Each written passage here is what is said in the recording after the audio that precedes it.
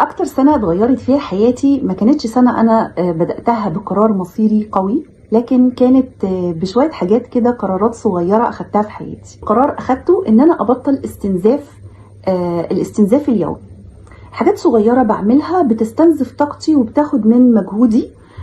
قررت ان انا ابطلها، زي مثلا مكالمات طويلة مش بقدر عليها، مجاملات كل شوية، مواقف بتحط فيها وبضطر ان انا اكررها علشان خاطر محدش يزعل مني.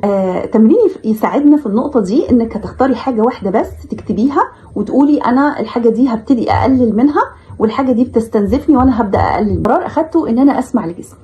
لما اشوف نفسي الاقي نفسي في حالة مثلا حالة تعب، عندي صداع، عندي ارق، قلق مستمر، هنا لازم اوقف واسأل نفسي وانا محتاج ايه دلوقتي. ممكن اكون محتاج حاجة بسيطة، ممكن اكون محتاج راحة، محتاج افصل. خدت قرار ان انا اسمع لجسمي، فعلا فرق معايا كتير جدا. تالت قرار اخدته تأجيل الرد. مش كل حاجة لازم اخد فيها قرار ورد في ساعتها، لان في بعض احيان بضطر اوافق على الحاجات من باب الخجل او من باب ان انا مش عايزة ازعل اللي قدامي. فانا اخدت قرار ان انا كل حاجة أأجلها وأقول للي قدامي أنا محتاج وقت أفكر وهرد عليك. الموضوع ده ريحني جدا. والقرارات الكبيرة اللي فيها حيرة كتير عملت فيها كده خطة إن أنا مردش عليها قبل 24 ساعة. أخدت قرار كمان إن أنا أبقى هادية جدا مع نفسي.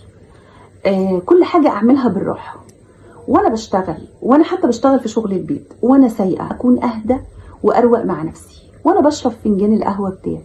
فرق معايا جدا. دايما اقول لنفسي انتي مستعجله ليه؟ هو ايه اللي فايتني؟ لو انا خلصت بسرعه كل حاجه، ايه اللي هيفوتني؟ مش بيفوتني حاجه، بل ان انا بخلي جهازي العصبي دايما في حاله من الاستنفار، وبص الاقي نفسي اصلا متعصبه ومفيش حاجه اصلا تعصبني. القرارات الصغيره ديت هي اللي هتفرق معانا، ومش بس هتحسي بتغيير بسيط، انت هتحسي بتغيير في حياتك كلها.